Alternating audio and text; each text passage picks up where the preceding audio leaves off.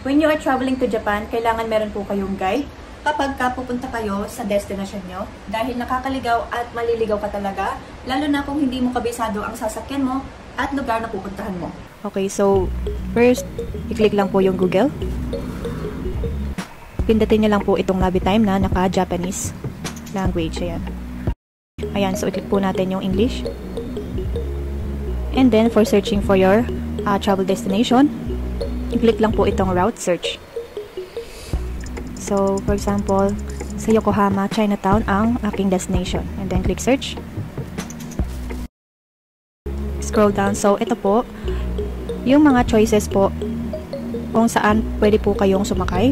And, nakalagay na rin po dito kung magkano po yung magagastos ninyo sa transportation po ninyo.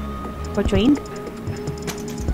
At naka-indicate na po dito kung anong train station po ang sasakyan po ninyo.